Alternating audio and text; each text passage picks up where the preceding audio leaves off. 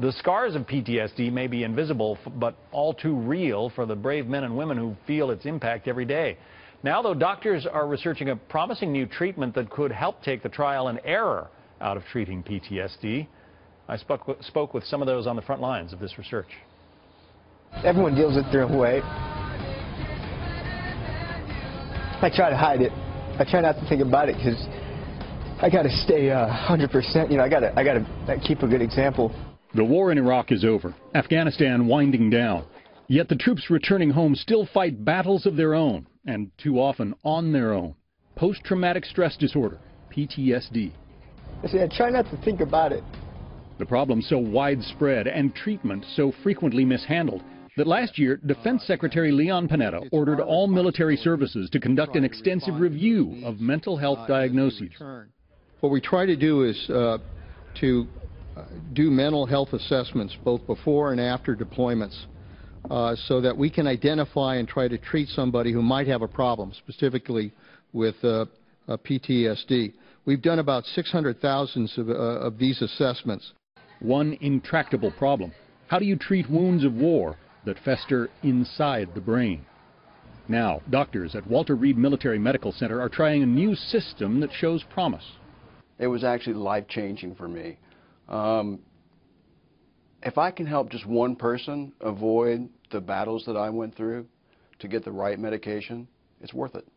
Brian Harvey is a civilian who spent 7 desperate years trying to find something to help cure what doctors had diagnosed as bipolar disorder.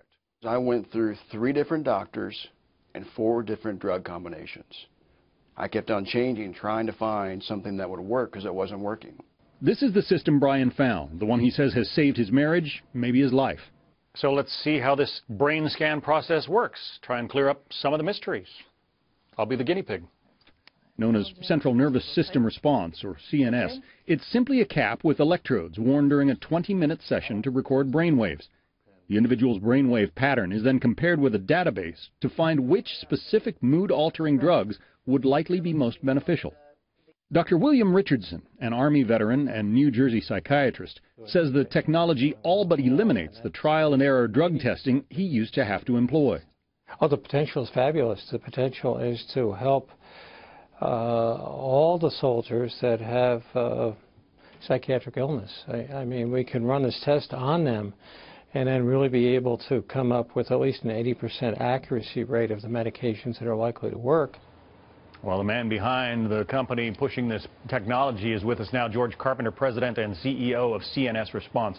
The cap I was wearing, standard electroencephalogram. It's been around for years. Exactly. But you found a way to take the information that comes out of it and help apply it. Can you explain that? The company was created by doctors, and they thought that, you know, they've got 130 medications to choose from and no guidance on which will work for your particular brain. So it's guesswork. It is trial and error. That's the dominant therapy. And so instead of guessing, they said, let's see if we can collect data from the EEG that you took that correlates to medication outcomes of patients they already have. And it's now the largest brain database of its kind. And it improves 2 to 3 times the outcomes that doctors get with those therapies. Yeah, Dr. Richardson says it's 80% correct in his experience at finding medications that will help deal with, you know, the problems that might be inside the head. Exactly. Everyone reacts differently to medications, and we want to know your brain. Psychiatry is the only area of medicine that doesn't have a test. So now they finally have something that they can do to objectively, rather than subjectively, figure out what's going to work. We mentioned Walter Reed is testing it out. You guys are training some of the doctors there. People who might suffer from, you know, depression, that kind of thing, ordinary civilians can take this as well. Absolutely. There's been about 12,000 of them done, and it's been around since the year 2000. The real key for us is it takes about 17 years to get a new technology adopted by doctors, and we've got to do a better job. You know, suicide rates, school shootings, junior SEAO, we see the results of treatment failure in mental health, and we've just got to get better at finding new technologies like this and bringing them to the doctor. It costs about $400 to take the test. Does insurance cover it? Most insurance does not cover it. The military will really be the first payer that's paying for this.